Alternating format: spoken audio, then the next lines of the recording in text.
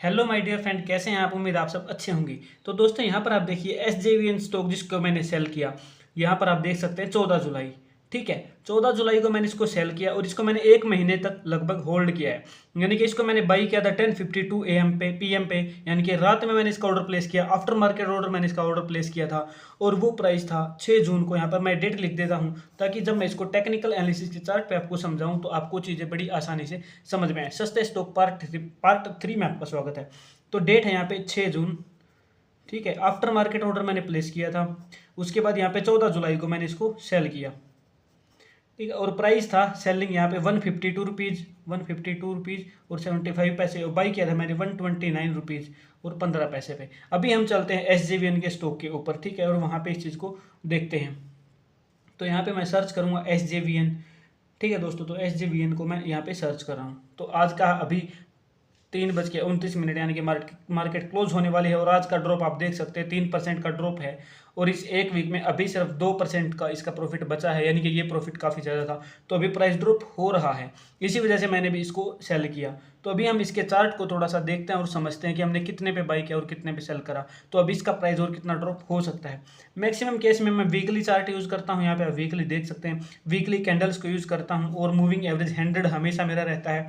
तो जब भी प्राइस मूविंग एवरेज 100 के ऊपर आके रिट्रेस करता है और जब प्रीवियस हाई की क्लोजिंग को ब्रेक करता है, क्लोजिंग मेरे लिए मायने रखती है दोस्तों, क्लोजिंग को ब्रेक करता है तो मेरी वहाँ पे एंट्री बनती है। जैसे इसकी क्लोजिंग अगर मैं दिखाऊं, ठीक है, तो यहाँ पे आप देखिएगा, अगर इसकी क्लोजिंग को मैं यहाँ पे दिखाता हूँ तो ये क्लोजिंग, ये यहाँ पर क्लोजिंग रही है और प्रीवियस की क्लोजिंग यहाँ पे रही है, तो लगभग लगभग 40 रुपये इसके ऊपर की एंट्री रहेगी और आप देखेंगे। ठीक है, तो यहाँ पर हम बात करते हैं, जो डेट लिखी है 6 जून, ठीक है ना। तो यहाँ पे आप देखिएगा ये वीकली है, इसको अगर मैं डेली करता हूँ तो आपको डे बाई डे चीज़ें आसानी से समझ में आएंगी। ठीक है, तो यहाँ पे मैं करता हूँ इसको 6 जून। ठीक है, तो यहाँ पे हम पहुँच जाते हैं, ये 6 जून की कैंडल है। ठीक है दोस्तों, तो ये वाली कैंडल 6 जून की है और इस पे लगभग लगभग 129 रुपये पे ये प्राइस है यहाँ पे अभी। आप चीज़ को समझिए मैं क्या समझाना चाह रहा हूँ। ठीक है, 128 रुपये 72 पैसा, 129 रुपये 15 पैसा। ठीक है, यानी कि इसकी ओपनिंग के आसपास ही मैंने इसको बाई किया। ये इसकी ओपनिंग के आसपास बाई हुआ 129 रुपये 5 पैसे। ठीक है, इसके ओपनिंग के ऊपर। ठीक है, तो ये कैसे किया मैंने, यहाँ पे आप देख सकते हैं कि मूविंग एवरेज 100 के ऊपर ये कैंडल आ गई थी, बहुत बड़ी रेड कैंडल बनी थी। लेकिन यहाँ पे क्या समझ में आया, एक ऐसे ड्रॉप के बाद आप एक छोटी एंट्री ले सकते हैं कम टाइम के लिए, 20 दिन 25 दिन 1 महीना के लिए। वो कैसे, यहाँ पे मैंने आपको अपनी पहली वीडियो दूसरी वीडियो में यही समझाया कि जब एक कैंडल बनती है तो उसकी विक बहुत मायने रखती है। अगर नीचे विक बड़ी है, यानी कि यहाँ पे रेड कैंडल है, लेकिन उसके बावजूद भी यहाँ पे बायर्स जो है वो प्रेशर लगा रहे हैं और इस प्राइस को ऊपर धकेल रहे हैं। ठीक है, इस चीज़ को समझिए, इस प्रेशर को अगर आप समझेंगे तो आपको काफ़ी फायदा होगा। ठीक है, तो यहाँ पे बायर्स ने प्रेशर लगाया। ठीक है, उसके बाद नेक्स्ट में फिर से बायर्स ने प्रेशर लगाया और बहुत ज़्यादा प्रेशर लगाया, तो मुझे लगा कि अभी प्राइस यहाँ पे ऊपर जाएगा क्योंकि प्रेशर है और मूविंग एवरेज 100 के ऊपर आ गई है कैंडल। तो यहाँ पे मेरा ऑर्डर प्लेस हुआ। उसके बाद मेरा ऑर्डर कुछ दिन तक काफ़ी प्रॉफिट में, यहाँ पे आप देख सकते हैं लगभग 138 तक गया, यानी कि लगभग 8% के आसपास, 6 to 8% मेरा रिटर्न यहाँ पर आ गया था। 3 से 4 लगभग लगभग 12 दिन में आ गया था। ठीक है, 12 दिन यहाँ पे आप देख सकते हैं, ये है 19 जून की कैंडल। ठीक है, 6 और 19 12 दिन, बीच में सैटरडे संडे भी इंक्लूड कर दिए मैंने। ठीक है, लेकिन उसके बाद फिर से प्राइस आया और मूविंग एवरेज 100 के पास रिट्रेस लिया। अब अगर आप एकदम 100% श्योर होना चाहते हैं, मैंने क्या किया, मैंने पहले एंट्री ली। ठीक है, अगर आप और ज़्यादा श्योर होना चाहते हैं तो आप क्या करेंगे, ये जो क्लोजिंग है यहाँ पे आप देख सकते हैं, इस ग्रीन कैंडल की क्लोजिंग है, तो इस क्लोजिंग के ऊपर, इस क्लोजिंग के प्राइस का ब्रेक का वेट करेंगे। ठीक, और इस कैंडल के ऊपर आप एंट्री लेंगे। कौन सी कैंडल पे मैं आपको बता देता हूँ, 4 जुलाई की कैंडल। जो 4 जुलाई है, 4 जुलाई को यहाँ पे आप देख सकते हैं कि इस प्राइस के ऊपर क्लोजिंग हुई है। कौन सी कैंडल, यहाँ पे प्रीवियस एक रिट्रेस के बाद छोटा सा यहाँ पे बनता है रेजिस्टेंस।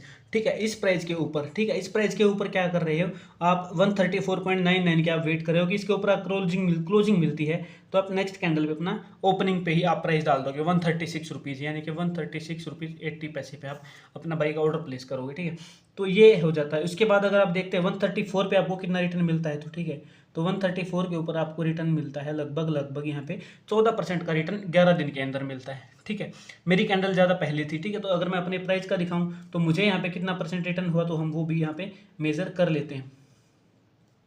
तो 129 रुपये से लेके और यहाँ पे आप देख सकते हैं कि मेरा रिटर्न लगभग लगभग 39 डेज में 21% का रिटर्न रहा है। ठीक है, लेकिन मैंने इसको कितने पे सेल किया है, मेरा सेल का ऑर्डर भी आफ्टर मार्केट ऑर्डर था। ठीक है, उसका टाइमिंग पे मैं दिखा दूंगा। मैंने सेल किया 14 जुलाई को, 14 जुलाई यहाँ पे इस वाली कैंडल पे, ठीक है। 14 जुलाई को मैंने ऑर्डर प्लेस किया था, ठीक है। ये 12 है, 12 को ऑर्डर प्लेस किया तो यहाँ पे मेरा ऑर्डर प्लेस हुआ 152 रुपीज़ के आसपास, ठीक है। तो 152 रुपीज़, 151.97 है, 152 रुपीज़ 75 पे। अब ये कैसे हुआ रही है, यहाँ पे क्या किया, यहाँ पे मैंने देखा कैंडल्स को, तो क्या था, अगर मैंने इसको वीकली किया था, तो जब मैंने इसको वीकली में मैं चेक कर रहा था तो यहाँ पे मैं देख रहा था कि ये जो क्लोजिंग है ये लगभग इसी पॉइंट के आसपास है, ठीक है। 150 के आसपास ही क्लोजिंग है और ये इसको ब्रेक नहीं कर पा रहा है अभी, ठीक है। यहाँ पे कंटिन्यू पीछे भी ऐसे यहाँ से रिट्रेस हो जा रही है मार्केट, ठीक है ना। तो यहाँ पे ये ऑल टाइम हाई के आसपास था और यहाँ से रिट्रेस हो रहा है। तो रिट्रेस हो रहा है तो क्या होगा यहाँ पे, फिर मैंने इसको डेली किया तो डेली पे मैंने देखा कि क्या सेलर्स का प्रेशर बढ़ रहा है। तो यहाँ पे मुझे ये कैंडल दिखी 12 तारीख को, ठीक है। 12 को मुझे कैंडल दिखी, 14 को संडे था, मेरा ऑर्डर प्लेस था, ठीक है।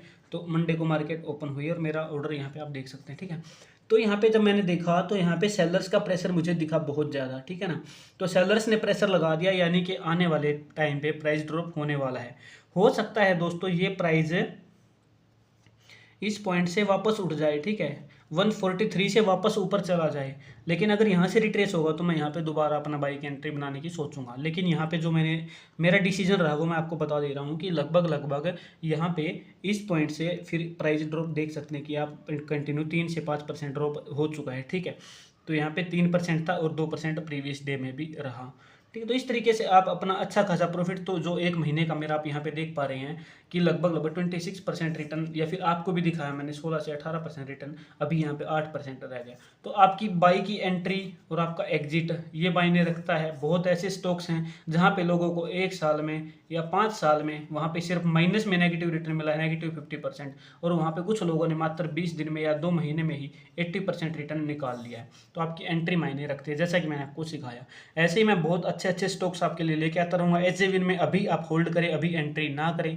मेरे चैनल को सब्सक्राइब कर लें ताकि आपको बेस्ट वीडियोस मिलते रहें, बहुत ऐसे अच्छे स्टॉक्स मिलते रहें और उनके एंट्री पॉइंट, आपको एग्जैक्ट एंट्री पॉइंट मिलते रहें कि हाँ कहाँ पर एंट्री करके हम अच्छा खासा प्रॉफिट करा सकते हैं। अपने आपको एंट्री पॉइंट सजेस्ट करने से पहले खुद उस स्टॉक को बाई करूँगा, प्रॉफिट बुक करूँगा, फिर मैं उस स्टॉक आपको सजेस्ट करूँगा। Thank you very much.